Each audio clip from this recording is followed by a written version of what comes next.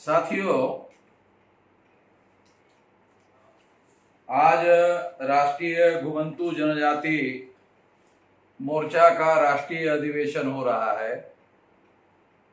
Lockdown की वजह से इसे हम लोग वर्चुअल तरीके से कर रहे हैं।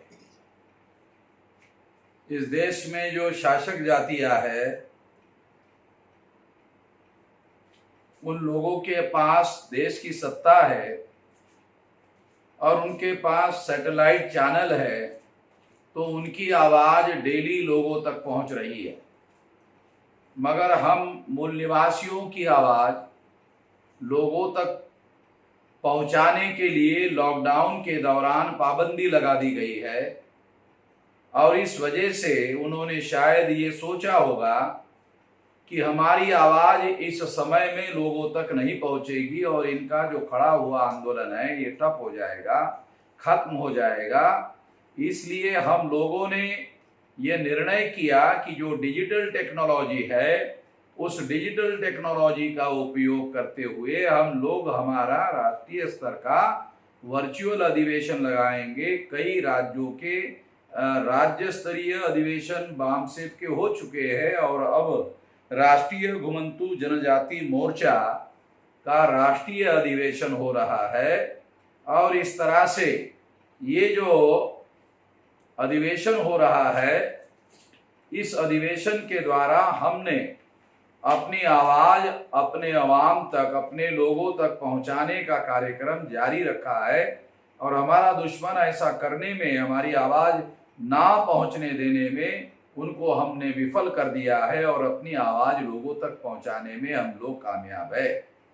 और इस तरह से ये जो वर्चुअल अधिवेशन हो रहा है, इस वर्चुअल अधिवेशन में जो विषय चर्चा के लिए रखे गए हैं, उस विषय के बारे में मैं थोड़ा आप लोगों को बताना चाहता हूं। पहला विषय है 15 अगस्त 47 को आज़ादी मिली, फिर 31 अगस्त 1952 को केवल नोमैडिक ट्राइब को विमुक्त किया, ये कैसी धोखाधड़ी है। नंबर 2, भारत की एनटी डीएनटी विजेएनटी के लिए शासक जाति के द्वारा आयोग गठन किया गया, परंतु आयोग लागू ना करना यह घुमंतू जनजाति के साथ शासक जातियों की धोखेबाजी है, एक चर्चा। तीसरा विषय है भारत में 11 करोड़ घुमंतू जनजाति की जनसंख्या है।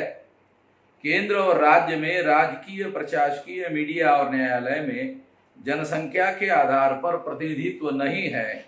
यह नेतृत्व का अभाव है, इसका परिणाम है। ये 3 विषय आज चर्चा करने के लिए रखे गए हैं। इन तीनों विषयों के बारे में मैं सम्मिलित रूप से कुछ बातें आप लोगों के सामने रखना चाहता हूं। सबसे पहले ये जानना, ये समझना बहुत जरूरी है कि 31 अगस्त 1952 को घुमंतू जातियों को विमुक्त किया गया है, ऐसा सोलापुर में आकर घोषित किया गया देश के पहले प्रधानमंत्री पंडित जवाहरलाल नेहरू जी के द्वारा। ऐसा हम लोगों को बताया जाता है, पढ़ाया जाता है। हम घुमंतू जातियों के लोगों को ये पढ़ाया जाता है, बताया जाता है कि नेहरू जी ने हमें आज़ाद किया। चलो थोड़ी देर के लिए हम इस बात को स्वीकार कर लेते हैं कि नेहरू जी ने आज़ाद किया 31 अगस्त 1952 को, मगर देश को इससे एक सवाल पैदा होता है। वो सवाल क्या है? वो सवाल पैदा होता है जब देश को 15 अगस्त 1942 को आज़ादी मिली तो घुमंतू जातियों को 31 अगस्त 1952 को विमुक्त किया गया, आज़ाद किया गया। ऐसा क्यों किया गया? ऐसा प्रचार क्यों किया जा रहा है और ऐसा काम क्यों किया गया? एक विचार करने वाली बात है। अगर हम इसकी गिनती करें 15 अगस्त 1947 से लेकर 15 अगस्त 1948 एक साल हो गया। 15 अगस्त 1948 से लेकर 1949 2 साल हो गया। 1949 से लेकर 50 तक 3 साल हो गया। 50 से लेकर 51 4 साल हो गया। 51 से लेकर 52 5 साल हो गया। यानी 15 अगस्त 1952 तक 5 साल हो गया। और उसके बाद 31 अगस्त यानी और 16 दिन यानी 5 साल 16 दिन के बाद घुमंतू जाति के लोगों को आजाद किया गया। इससे 2 अर्थ निकलते हैं। एक अर्थ यह निकलता है कि 15 अगस्त 1947 को घुमंतू जाति के लोग आजाद नहीं हुए। और दूसरा अर्थ यह निकलता है कि घुमंतू जातियों को 5 साल 16 दिन तक आजाद भारत में गुलाम बनाकर रखा गया। ये दूसरा अर्थ निकल रहा है। और तीसरा अर्थ निकल रहा है 5 साल 15 दिन के बाद यानी 16 तारीख को तो 16वें दिन आजाद किया गया, तो 5 साल 15 दिन के बाद यानी इतने दिन तक उन लोगों को गुलाम बना के रखा गया। ये किसका गुलाम बना के रखा गया? क्योंकि अंग्रेज तो थे नहीं, इसका मतलब है ब्राह्मणों का गुलाम बना कर रखा गया। ये तीसरी महत्वपूर्ण बात आज के मौके पर हम लोगों को समझनी है। और चौथी महत्वपूर्ण बात, वो महत्वपूर्ण बात जो हम लोग बार बार कहते हैं कि आजादी का आंदोलन नहीं था। आजादी का आंदोलन ब्राह्मणों के आजादी का आंदोलन था। और जब ब्राह्मणों ने 5 साल 15 दिन के बाद 16वें दिन को घुमंतू जातियों को आजाद किया, इससे और एक महत्वपूर्ण बात सिद्ध हो रही है। और वो महत्वपूर्ण बात क्या सिद्ध हो रही है कि आजादी का आंदोलन नहीं था। यह बात इस उदाहरण से सिद्ध हो रही है। घुमंतू जाति को 5 साल 16 दिन को आजाद किया गया। इससे यह बात सिद्ध हो रही है कि आजादी का आंदोलन सभी लोगों के आजादी का आंदोलन नहीं था, ये ब्राह्मणों के आजादी का आंदोलन था। इतनी सारी बातें घुमंतू जातियों को आजाद किया गया। तो थोड़ी देर के लिए हम लोग इस बात को स्वीकार करते हैं कि जवाहरलाल जी ने 31 अगस्त 1952 को आजाद किया। इससे इतनी सारी बातें समझने में हमें अवसर मिला। तो हमें जवाहरलाल जी का धन्यवाद किया जाना चाहिए कि इतनी सारी बातें इससे समझ में आ रही है। ये बहुत महत्वपूर्ण बातें हैं, इसकी वजह से हमें समझ में आ रही है। और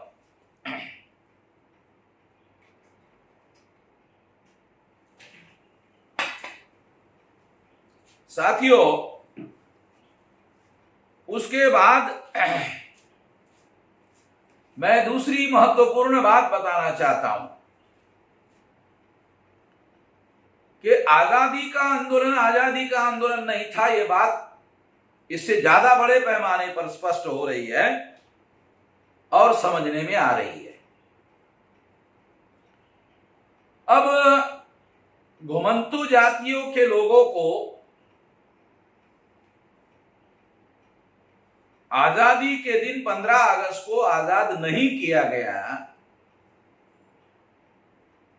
ये बात बाबा साहब आम्बेडकर ने बाद में उठाई कि जब तक घुमंतू जातियों को आजाद नहीं किया जाएगा तब तक देश को वास्तविक रूप से आजादी मिली ऐसा नहीं माना जा सकता। एक और बात भी मैं बताना चाहता हूं, बाबा साहब आम्बेडकर ने what Gandhi and Congress have done to untouchable नाम की किताब में लिखा। उन्होंने उस किताब के प्रीफेस में लिखा कि मैं अमेरिकन लोगों को, यूरोपियन लोगों को समझने के लिए यह किताब लिख रहा हूं और मेरा उनको अनुरोध है कि गांधी जी और कांग्रेस के लोग ये कह रहे हैं कि हम लोग फ्रीडम ऑफ द कंट्री के लिए लड़ रहे हैं, तो बाबा साहब आम्बेडकर ने अमेरिकन और यूरोपियन लोगों को कहा कि अमेरिकन और यूरोपियन लोग गांधी जी और जवाहरलाल नेहरू को पूछे कि आप फ्रीडम ऑफ द कंट्री का आंदोलन कर रहे हो, freedom of the people of the country का क्या होगा। यानी बाबा Saheb Ambedkar freedom of the country में और freedom of the people of the country में फर्क करते थे। ये बात भी इस बात से सिद्ध हो जाती है। आज तक शेड्यूल कास्ट के लोगों को, शेड्यूल ट्राइब के लोगों को, जिनके 131 मेंबर पार्लियामेंट SC ST के चुनकर जाते हैं, उनको पार्लियामेंट में बोलने की आजादी नहीं है, उनको विधिमंडलों में बोलने की आजादी नहीं है और इसलिए उनको पार्लियामेंट में और विधिमंडल में बोलने की आजादी नहीं है। इससे सिद्ध होता है कि उनके इलेक्टेड रिप्रेजेंटेटिव को आजाद भारत में गुलाम बनाकर रखा गया। इससे एक और बात सिद्ध होती है कि बाबा साहब आम्बेडकर जो कहा करते थे कि गांधी जी और नेहरू जी के द्वारा ये फ्रीडम ऑफ द कंट्री का आंदोलन चलाया जा रहा है, freedom of the people of the country का आंदोलन नहीं है। ये देश में रहने वाले जो लोग हैं ये उनके आजादी का आंदोलन नहीं है। और ये बात निश्चित रूप से बाबा साहब आम्बेडकर के द्वारा जो सवाल उठाए गए, ये सवाल अमेरिकन और यूरोपियन लोगों को पूछने के लिए थे और उनको बाबा साहब आम्बेडकर ने कहा कि ये सवाल आप गांधी जी को पूछो, ये सवाल आप जवाहरलाल जी को पूछो कि क्या आजादी मिलने के बाद आप लोग इन लोगों को भी आजाद करने वाले हैं। तो ये मुद्दा बाबा साहब आम्बेडकर के द्वारा उठाया गया। एक और महत्वपूर्ण बात मैं आप लोगों को बताना चाहता हूं, क्योंकि हमारे लोगों को यह सारी जानकारी होना बहुत ज्यादा जरूरी है। उसके बगैर हम अपनी आजादी की लड़ाई लड़ नहीं सकते जानकारी के अभाव में। वो बात यह है कि अंग्रेजों के सामने बाबा साहब आम्बेडकर ने तमाम बैकवर्ड क्लासेस के मुद्दे उठाए और बाबा साहब आम्बेडकर के आंदोलन के दबाव की वजह से अंग्रेज लोगों ने गांधी जी को पूछा कि गांधी जी, क्या आप लोग इन लोगों को कोई कॉन्स्टिट्यूशनल सेफगार्ड देने वाले हो? कोई कॉन्स्टिट्यूशनल सेफगार्ड देने वाले हो? यदि कॉन्स्टिट्यूशनल सेफगार्ड देने वाले नहीं हो तो क्या करने वाले हो?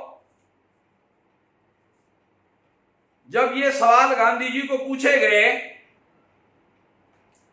तो गांधी जी ने इन लोगों को कॉन्स्टिट्यूशनल सेफगार्ड, संवैधानिक सुरक्षा कवच यानी संविधान में अधिकारों की गारंटी देने का वादा, लिखित वादा करने के लिए गांधी जी ने मना किया। जब गांधी जी ने मना किया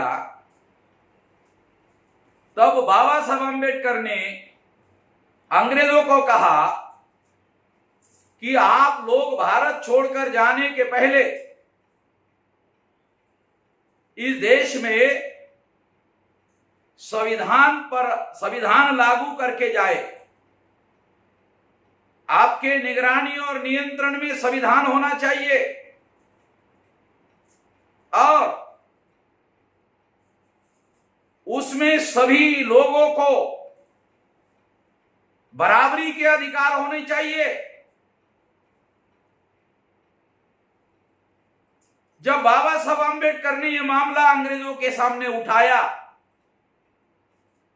तो अंग्रेजों को लगा ये बात तो बराबर है। जब आप आजादी की मांग कर रहे हो तो सभी लोगों को आजाद करना होगा और सभी लोगों को बराबरी के अधिकार देने होंगे, तभी तो सभी लोगों की आजादी होगी। बाबा साहब अम्बेडकर ने गांधी और नेहरू के सामने एक संकट खड़ा किया। वो गांधी और नेहरू अंग्रेजों को कहा करते थे, नहीं नहीं, आप चले जाओ, ये हमारा आंतरिक मामला है, हमारे लोगों का मामला हमारा आंतरिक मामला है। इन लोगों को आजाद भारत में आजादी देना है नहीं देना है हमारा मामला है। इनको बराबरी के अधिकार देना है नहीं देना है हमारा मामला है, हम इसे देख लेंगे। गांधी जी और नेहरू ये जो कह रहे थे तो बाबा साहब अम्बेडकर समझ रहे थे कि जब अंग्रेज चले जाएंगे तो ये लोग मनुस्मृति का राज भारत में लागू कर देंगे और गैर बराबरी की बात लागू कर देंगे। जब ये बाबा साहब अम्बेडकर को ये बात समझ में आई तो उन्होंने अंग्रेजों पर भारत में संविधान लागू करने पर ज्यादा जोर लगाया और संविधान लागू होना चाहिए और आपस में लड़ाई झगड़ा करने वाले सारे लोग मिलकर संविधान का निर्माण करें। जब ये बात बाबा साहब अम्बेडकर ने उठाई, ये बात मुसलमानों ने भी उठाई,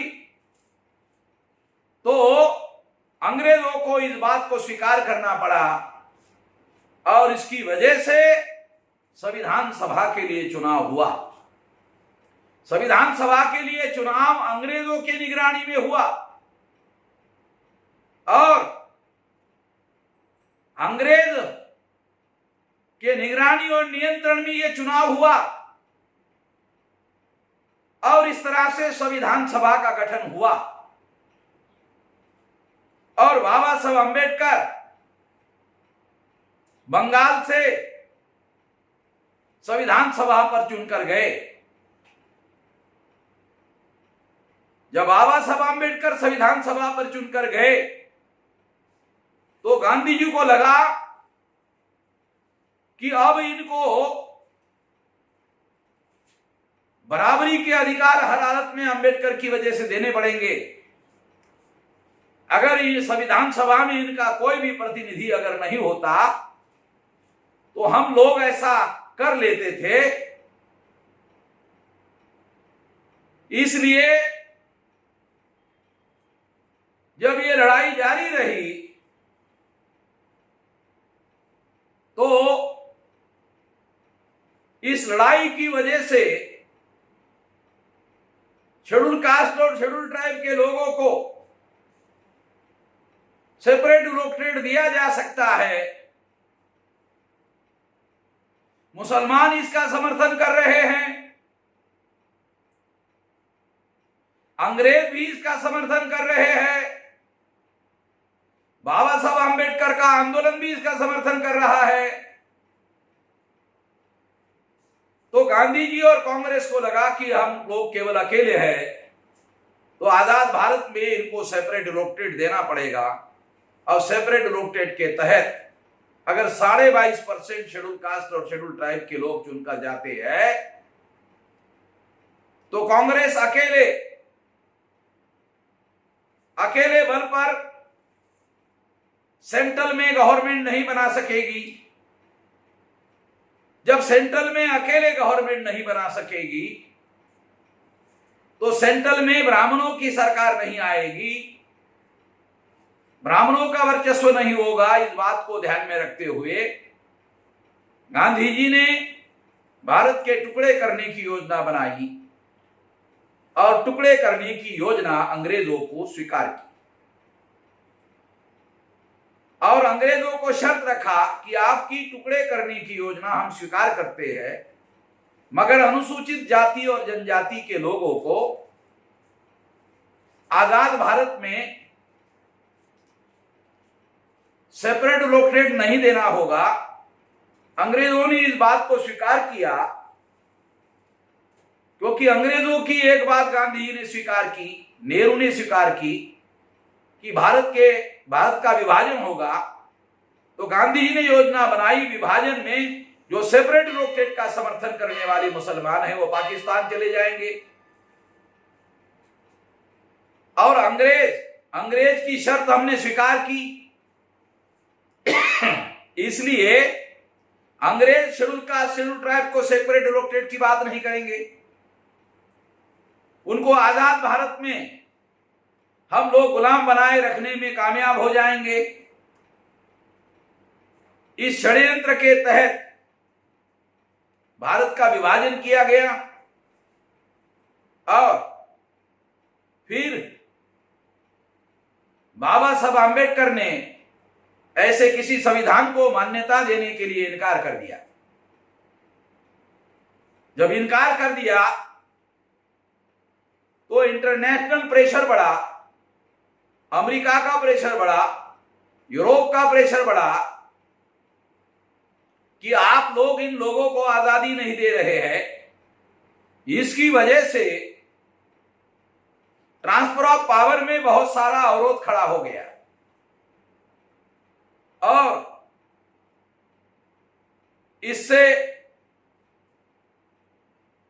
इस समस्या से मुक्त होने के लिए, इस संकट को दूर करने के लिए गांधी और नेहरू को मजबूर होना पड़ा और मजबूरी की वजह से बाबा साहब आंबेडकर को ड्राफ्टिंग कमेटी का संविधान लिखने की जिम्मेदारी देनी पड़ी। जब बाबा साहब आंबेडकर ने संविधान लिखा तो एससी, एसटी, ओबीसी और माइनॉरिटी के लोगों को लगभग 395 आर्टिकल में 63 आर्टिकल इन लोगों के फेवर में लिखे। उसके तहत संविधान का जो चैप्टर नंबर 3 है, ए फंडामेंटल राइट है। ये फंडामेंटल राइट सबसे ज्यादा अहम है। आर्टिकल 19 के तहत जो भारत के संविधान का आर्टिकल 19 है, उसके तहत हम लोगों को आजादी के अधिकार मिले। बोलने की आजादी ये सबसे बड़ी आजादी है। अमेरिका का एक थिंकर है, वो कहता है अगर किसी कम्युनिटी को, किसी लोगों को, लोग समूहों को गुलाम बनाए रखना है तो उनके बोलने के आजादी पर पाबंदी लगा दो, क्योंकि लोकतंत्र में चाकू, छुरी, गोली, बंदूक नहीं चलाई जा सकती। गोली के जगह गोली चलाई जा सकती है और बोलने से आजादी का अधिकार सिद्ध होता है। तो आर्टिकल 19 के तहत हमें ये आजादी मिली। सारे देश भर में घूमने फिरने की आजादी मिली। देश के किसी भी राज्य में जाकर निवास करने की आजादी मिली। उस राज्य में जमीन खरीदने की आजादी मिली और ब्राह्मण धर्म के अनुसार जाति का पेशा और जाति का धंधा करना अनिवार्य था कि चमार चमड़े का ही धंधा करे। तो इस तरह से ये करने की कोई पाबंदी नहीं होगी। नाई जो है वो बाल काटने का ही काम करे, जरूरी नहीं है। तो व्यवसाय करने की आजादी मिली। तो इस तरह से बहुत सारी आजादी जो है आर्टिकल 19 के तहत मिली। तो इसकी वजह से जब 26 जनवरी 1950 को संविधान लागू हुआ, लागू होने की वजह से संविधान के मौलिक अधिकार लागू हो गए। जब संविधान के मौलिक अधिकार लागू हुए, जो बाबा साहब आम्बेडकर की वजह से संविधान में फंडामेंटल राइट आया।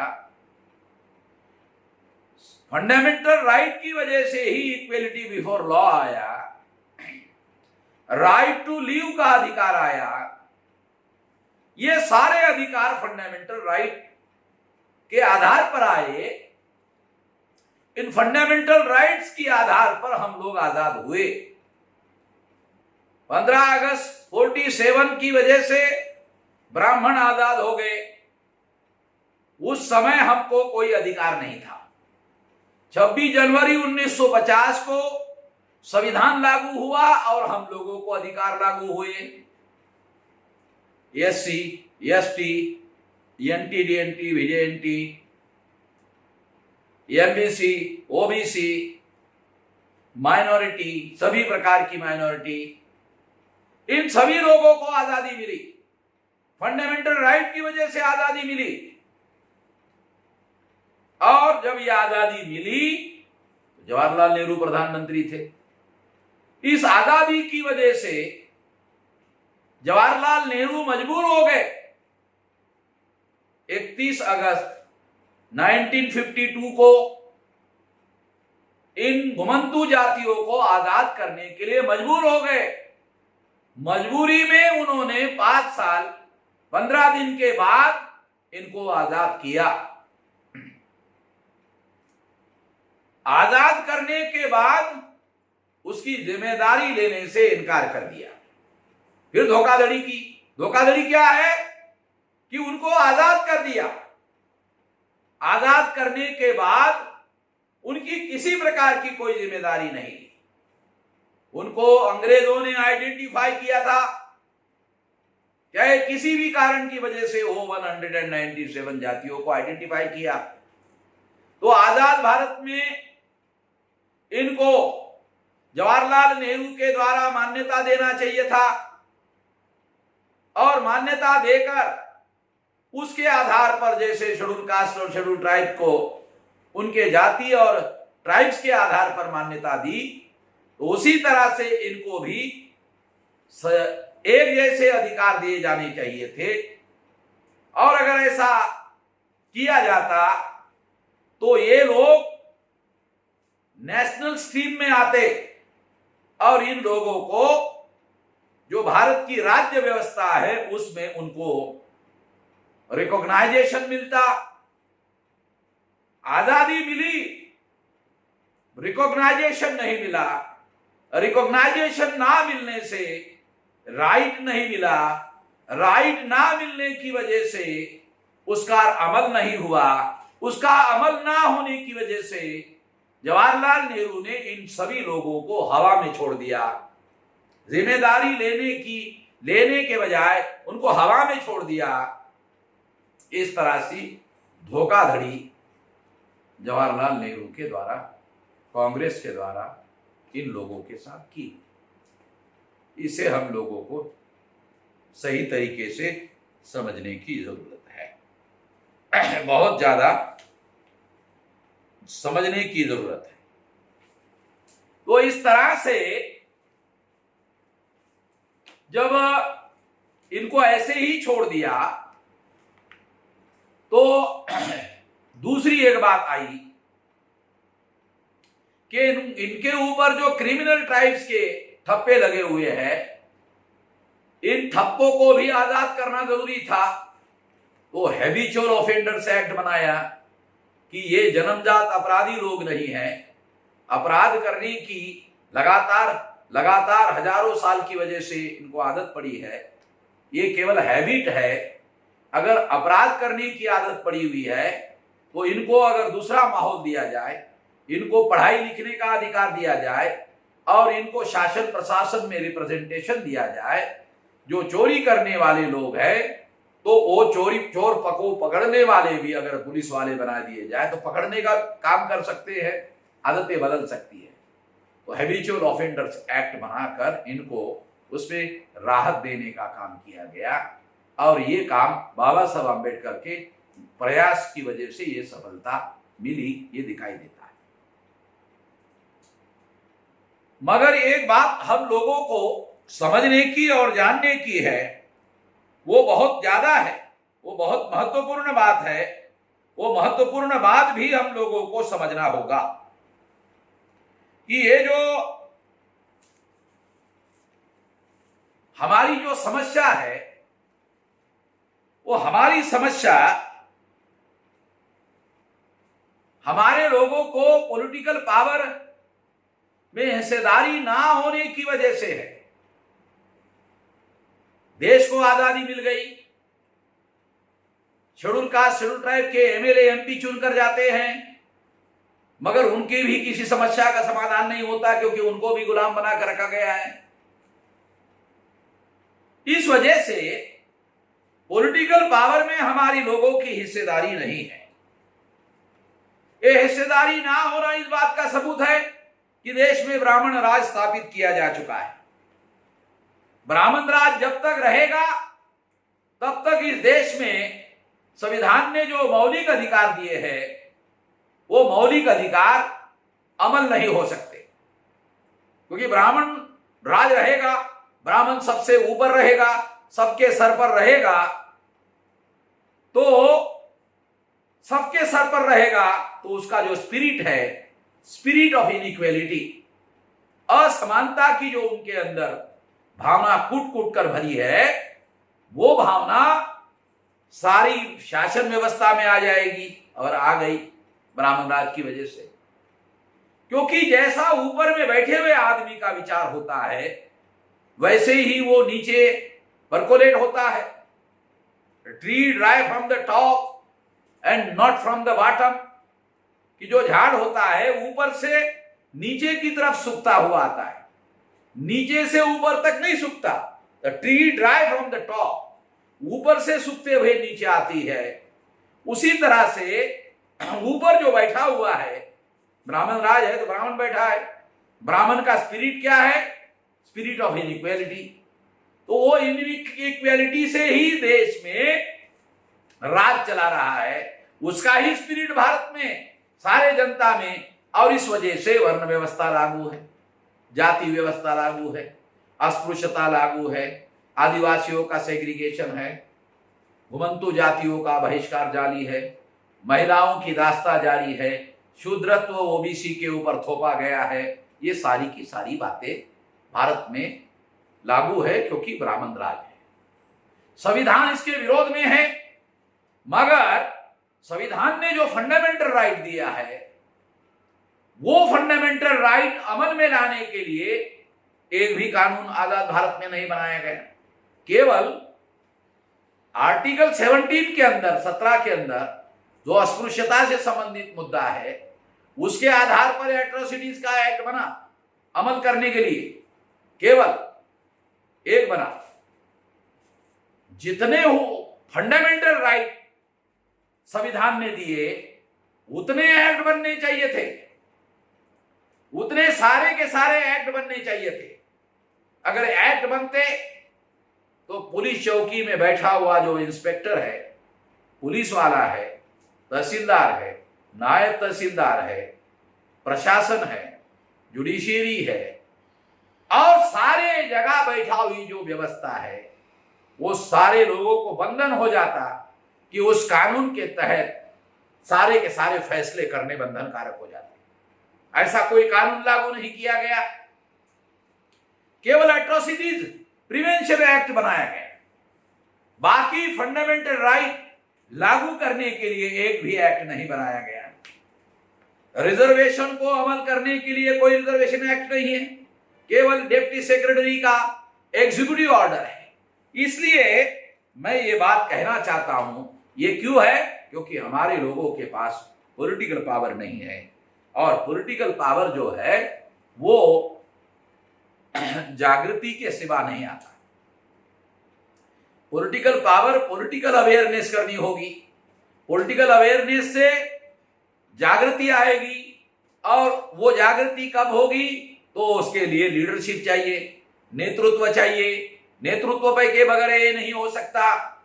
ये समझना बहुत ज्यादा जरूरी है, ये जानना बहुत ज्यादा जरूरी है कि जो घुमंतू जाति के लोग हैं उनके अंदर नेतृत्व का अभाव है, यानी लोकल लेवल पर नेतृत्व का अभाव है, गांव लेवल पर अभाव है, तहसील लेवल पर नेतृत्व नहीं है, जिला लेवल पर नेतृत्व नहीं है, कमिश्नरी लेवल पर नेतृत्व नहीं है, स्टेट लेवल पर नेतृत्व नहीं है, जोनल लेवल पर नेतृत्व नहीं है, राष्ट्रीय स्तर पर नेतृत्व नहीं है। इसकी वजह से अवेयरनेस नहीं है, इसकी वजह से पॉलिटिकल अवेयरनेस नहीं है, इसकी वजह से पॉलिटिकल पावर नहीं है, इसकी वजह से हमारी समस्या का समाधान नहीं हो रहा है। समस्या का समाधान, अगर हम ब्राह्मण हमारी समस्या का समाधान कर ले, अगर हम ऐसा सोचे, तो ये समाधान कभी भी होने वाला नहीं है। ब्राह्मणों ने नायक का कमीशन बनाया घुमंतू जाति का, ब्राह्मणों ने ये सोलापुर के हमारे जो साथी है उनके रेन के कमीशन बनाया, उनको भी केवल कमीशन बनाया और छोड़ दिया, अमल नहीं किया, डस्टबिन में कचरे में फेंक दिया। और अभी जो सोलापुर के कोस्टल एरिया के और एक साथी है, उनका नाम मुझे याद नहीं आ रहा है, तो उनके नेतृत्व में बीजेपी के लोगों ने कमीशन बनाया, उसको भी डस्टबिन में डाल दिया। तो इस तरह से इनके साथ लगातार अन्याय हो रहा है। आप लोग सुनकर हैरान हो जाओगे कि जो नॉमिनेटेड ट्राइब के लोग हैं उनको उन्होंने मंडल कमीशन में ओबीसी में डाल दिया। अरे जो ट्राइब है वो ओबीसी में कैसे शामिल किए जा सकते हैं जब अन्याय करना ही है, न्याय करना ही नहीं है। ये सारा का सारा लगातार हो रहा है। इसलिए वामसेप ने यह निर्णय किया कि घुमंतू जातियों में अवेयरनेस लाना होगा। घुमंतू जातियों में गांव लेवल का, तहसील लेवल का, जिला लेवल का, कमिश्नरी लेवल का, स्टेट लेवल का, जोनल लेवल का, सेंट्रल लेवल का नेतृत्व निर्माण करना होगा। ये नेतृत्व निर्माण करने के लिए हम लोग जो वामसेप का संगठन है वो पूरी ताकत लगा देंगे। वामसेप के बाद जो साधन संसाधन है वो साधन संसाधन, उसमें बुद्धि, पैसा, हुनर, समय, श्रम वो लगा देंगे और घुमंतू जातियों का राष्ट्रीय स्तर का 2024 तक बड़ा संगठन खड़ा कर देंगे, हर राज्य में खड़ा कर देंगे। और इस तरह से यदि ये 11 करोड़ लोग हैं, हो सकता है ये ज्यादा हो, और हम लोगों को गांव स्तर तक रहने वाले जो लोग हैं वो गांव स्तर तक रहने वाले लोगों को इस काम के लिए लगना होगा, जगाना होगा। जैसे इस कार्यक्रम में एक वैदू जाति के कार्यकर्ता ने अपने विचार रखे, उनको जमीन से हटाया जा रहा है, तो ये समस्या नेतृत्व के अभाव की है। मैं ये कहना चाहता हूं कि वो जो वैदू जाति के लोगों की समस्या वहां हटाने की है, उनको कहो कि वो लिखकर हमारे वामसेप के पास लिखकर भेजे, और फिर वहां का प्रशासन उनको कैसे उठाता है वो हम देखते हैं, और किस आधार पर उठाते हैं हम देखते हैं। और उनको उठाने नहीं देंगे, पूरा प्रोटेक्शन देंगे पूरे संगठन शक्ति के आधार पर। और ये प्रोटेक्शन केवल वहां केवल एक जाति को नहीं, सारे देश भर में सारे लोगों को ये संगठन के आधार पर दिया जाएगा। संगठन खड़ा होगा तो अपने आप ये संगठन के आधार पर ये सारी बातें निर्माण की जा सकती है। ये जो घुमंतू जाति के लोग हैं वो लगभग 200 टुकड़ों में बटे हुए लोग हैं। ब्राह्मणों ने हम लोगों को 6000 जाति के टुकड़ों में बांटा। हम बटे हुए लोग नहीं हैं, हम बांटे हुए लोग हैं, ब्राह्मणों के द्वारा बांटे हुए लोग हैं। तो इन टुकड़ों को जगाना होगा, इन टुकड़ों को जोड़ना होगा। केवल जगाने से काम नहीं चलेगा, जगाना होगा, फिर जोड़ना होगा, जोड़कर फिर शक्ति का निर्माण करना होगा और शक्ति का विवेकपूर्ण तरीके से उपयोग करना होगा ताकि हम मुक्त हो सके, आजाद हो सके, अपनी समस्या का समाधान किया जा सके। हमारा लोगों को जोड़ने का काम ऑब्जेक्टिव के बगैर नहीं होगा। अगर आपके पास कोई ऑब्जेक्टिव नहीं है, आपके पास कोई मकसद नहीं है, आपके पास उद्देश्य नहीं है, आपके पास एम्स नहीं है, तो आप अपने लोगों को किस आधार पर जमाओगे? एम्स चाहिए, ऑब्जेक्टिव चाहिए, ये ध्यान रखना जरूरी है। विचारधारा चाहिए लोगों को जोड़ने के लिए। जैसे दो ईंटों को जोड़ने के लिए सीमेंट होता है, चमड़ों को जोड़ने के लिए सॉल्यूशन होता है, लकड़ी को जोड़ने के लिए फेविकॉल होता है, और इंसानों को जोड़ने के लिए आइडियोलॉजी होना जरूरी है। इसलिए ये आइडियोलॉजी भी, विचारधारा होना भी बहुत ज्यादा जरूरी है। और इन सब लोगों का एक आंदोलन होना चाहिए। आंदोलन के बगैर हमारी समस्याओं का कोई समाधान नहीं हो सकता। हमारे डिग्निटी का, हमारी जो मान सम्मान है, इज्जत है, उसकी समस्या का समाधान नहीं हो सकता। हमारी केवल आर्थिक समस्या नहीं है, हमारी पहले नंबर की समस्या डिग्निटी की समस्या है। और इसलिए मान लो राष्ट्रीय स्तर का संगठन होगा, कोई गांव में कोई पटेल जो है आपको वहां रजिस्टर में एंट्री करने के लिए नहीं कहेगा। ये खत्म हो जाएगा संगठन शक्ति के द्वारा, क्योंकि आजादी है और इसको खत्म किया जा सकता है। तो मैं आप सब लोगों को, टुकड़ों में बटे हुए जो लोग हैं, उनको इकट्ठा करने की बात कह रहा हूं। इकट्ठा करना होगा और इसके लिए ऑब्जेक्टिव चाहिए, इसके लिए विचारधारा चाहिए, इसके लिए संकल्प चाहिए, इसके लिए नेतृत्व चाहिए, इसके लिए आंदोलन चाहिए। ये सब हम लोगों को निर्माण करना होगा। ये निर्माण करने के लिए मैं घुमंतु जाति के लोगों को आश्वासन देता हूं कि वामसेप की सारी शक्ति इस काम के लिए लगाई जाएगी और 2024 तक, ज्यादा समय नहीं, 2024 तक अगर 31 राज्यों में वामसेप का संगठन है, अगर 542 जिलों में संगठन है, तो जितने जिलों में वामसेप का संगठन है उतने जिलों में घुमंतु जातियों का भी संगठन होगा, बशर्ते वो उस जिले में होने चाहिए। अगर है तो निश्चित रूप से ऐसा करना होगा। ऐसा हम लोगों को समझना होगा और इस पर अमल करना होगा। केवल हम लोग वर्चुअल अधिवेशन करके, केवल टीवी में या मोबाइल में आने से लोग जागृत नहीं होंगे। हमको फील्ड में जाना होगा, क्षेत्र में जाना होगा, प्रचार करना होगा, समझाना होगा और उनको जगाकर जोड़ना होगा। उनको विश्वास दिलाना होगा कि आपकी जो भी समस्या है उसका संगठन बनने से समाधान हो सकता है। और ऐसा करने के लिए वामसेप पूरी ताकत से आप लोगों के साथ में है। आप लोगों ने मेरी बात ध्यान से सुनी, जिस तरह से सुनी उसी तरह से आप उस पर अमल करने का काम करेंगे। इस आशा और विश्वास के साथ आपने भी बात ध्यान से सुनी, इसके लिए आभार, धन्यवाद।